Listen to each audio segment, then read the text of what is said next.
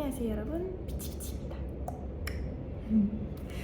오늘 영상은 이제 제가 상가 계약 시 주의사항에 먼저 말씀드렸잖아요. 그래서 이번에는 특약에 넣으면 좋은 점에 대해서 가지고 와봤습니다.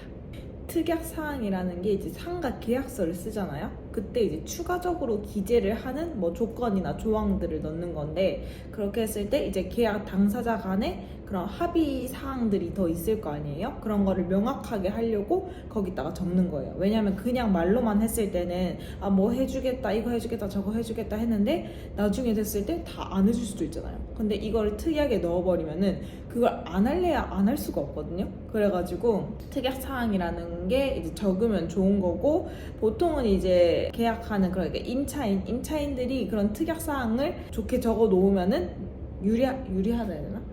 좋게 적어 놓으면 어쨌든 좋은 게 좋은 거죠. 그래서 일단 안 적는 것보다는 디테일하게 구체적으로 써놓는 게 좋다라는 거고, 저는 근데 미리 결과적으로만 말씀드리면은 저는 건물주분이 그래도 좋으셔가지고 원래 같았으면은 이제 건물주한테, 그러니까 임대인한테 유리한 방향으로 특약을 엄청 빼곡히 써놓는 분들도 계시대요.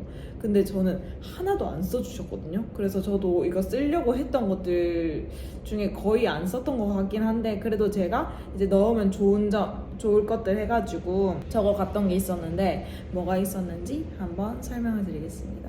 첫 번째, 이제 현 시설 상태 그대로 내가 들어가는지. 그러니까 저는 계약 전에 봤던 그게 있을 거 아니에요. 예를 들면 어디가 뭔가 메리트가 있어가지고 난 들어가겠다 했는데, 나중에 제가 들어오기 전에 제가 마음에 들어서 들려가려고 했던 그 부분을 없애버린다든지, 뭐 그거를 떼가신다든지 뭐 이렇게 할 수가 있잖아요.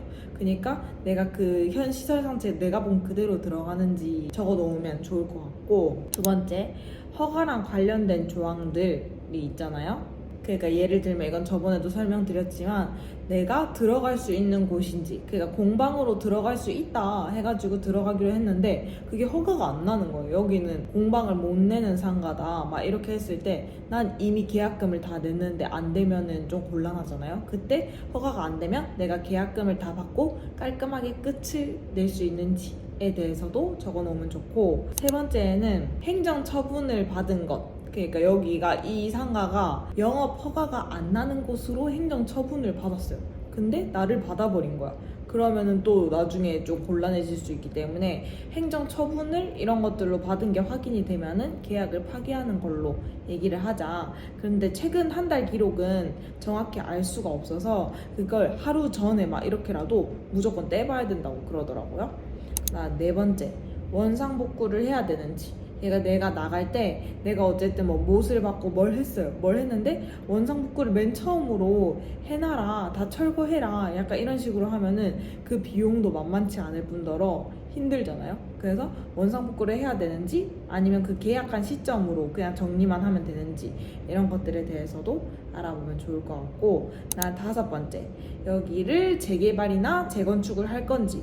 그러니까 나는 이 공간을 그대로 뭐 계약 기간이 2년이다 했을 때 2년 동안 이 그대로 쓰고 싶은데 이거를 중간에 뭐 재건축을 해야 된다, 재개발을 해야 돼서 이걸 허물어야 된다, 이렇게 했을 때 그때도 곤란해질 수 있기 때문에 그런 조건 없이 계약을 해지하는 걸로 하자, 이렇게 특약에 적으면 좋고, 그 다음에 여섯 번째, 이건 저번에도 설명드렸지만 화재보험은 누가 내야 되는지. 근데 보통은 이제 임차인이 내야 된다고 해요. 저는 이제 불 같은 댐을 많이 하니까 혹시나 그런 상황이 있을 것 같아서 화재보험에 대해서도 여쭤봤었는데 그거는 임차인이 해야 된다고 합니다.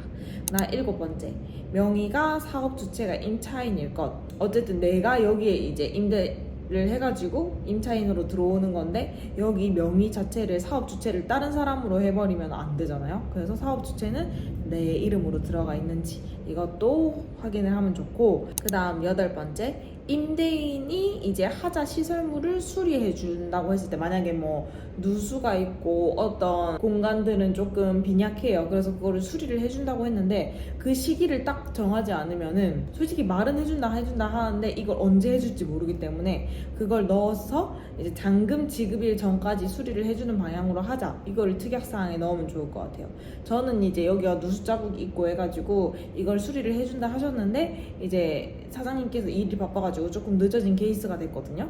그래도 여름 장마가 막 그렇게 있기 전에 수리를 해주셔가지고 다행인데, 만약에 그게 아니라 계속 늘어났을 때 누수자국 있는데도 물이 고이면은 그 냄새가 나거든요. 꿉꿉한 냄새가 나고 해가지고 이것 때문에 좀 스트레스를 많이 받긴 했는데, 그래도 지금 다 바꿔주시고 해가지고 다행이긴 한데, 어쨌든 수리를 잔금 지급일 전까지 수리를 해달라 이렇게 하면 어쨌든 해줘야 되잖아요. 해줄 수밖에 없기 때문에 이런 것도 특이하게 넣어놓으면 좋을 것 같습니다.